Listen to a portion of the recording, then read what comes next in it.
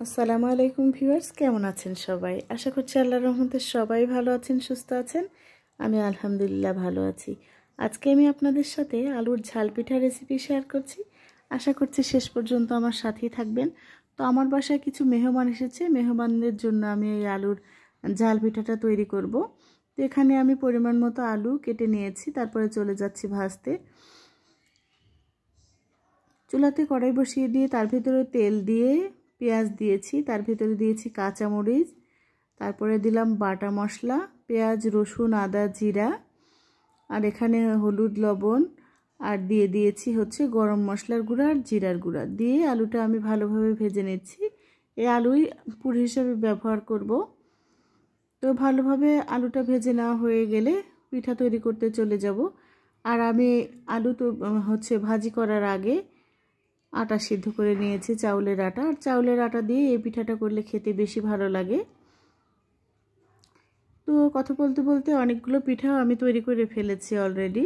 শুধু আমি একাই তৈরি করছি না, আমার বড় মেয়ে, আমি, আমার ননদ আর আমার যে মেহমান এসেছে সেই মেহমানও হচ্ছে একটু হেল্প করে দিচ্ছে, কারণ অনেকগুলো পিঠা বানাবো।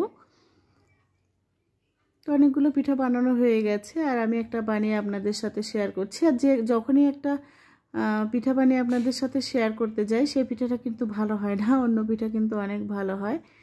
তো এরকম করে পুরটা হচ্ছে দিয়ে তারপরে বানিয়ে নিতে হবে। অনেকেই জানেন এই পিঠাটা কিভাবে বানাতে হয়, আমাদের কিন্তু অনেক পছন্দ আর আমার মেহমানদেরও অনেক পছন্দের পিঠা, এই কারণে এটাই হচ্ছে বানাচ্ছি।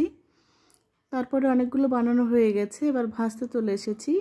চুলাতে আমি একটা কড়াই বসিয়ে দিয়ে তার ভিতরে তেল দিয়ে দিয়েছি। আপনারা চাইলে ডুবো তেলেও ভাজতে পারেন, তো আমি একটু তেল কম দিয়েই ভাজছি। এপাশ ওপাশ উল্টিয়ে মুচমুচে করে ভেজে তুলে নেব এই পিঠাগুলো। আর বাচ্চারা যেরকম খেতে পছন্দ করে আমার ফ্যামিলির সবাই পছন্দ করে, আর আমার মেহমানেরাও এই পিঠাটা অনেক পছন্দ করেছিল যারা আমার বাসায় এসেছিল। তো অনেকগুলো পিঠা আমার একদিকে ভাজা হয়ে গেছে, আরও পিঠা আমি হচ্ছে ভেজে নিচ্ছি। যেসব ভাই বোনেরা আজকে প্রথম আমার চ্যানেলটি ভিজিট করছেন তাদের কাছে বরাবরের মতোই রিকোয়েস্ট, প্লিজ আপনারা আমার চ্যানেলটি সাবস্ক্রাইব করবেন, লাইক, কমেন্ট, শেয়ার করে দিবেন।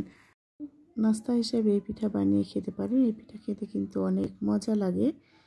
আর আমার পরিবারের সবাই এই পিঠা পছন্দ করে, আর আমার বাসায় যারা মেহমান এসেছিল তারাও অনেক পছন্দ করে খেয়েছে। তো অনেকগুলো পিঠাই বানিয়ে নিয়েছিলাম, পিঠাগুলো বানানো হয়ে গেছে, সবাইকে এখন দিয়ে দেব। আর পিঠাগুলো খেতে কিন্তু অনেক ভালো লেগেছে। আমাদের সাথে থাকার জন্য আপনাদের অনেক অনেক ধন্যবাদ। আসসালামু আলাইকুম।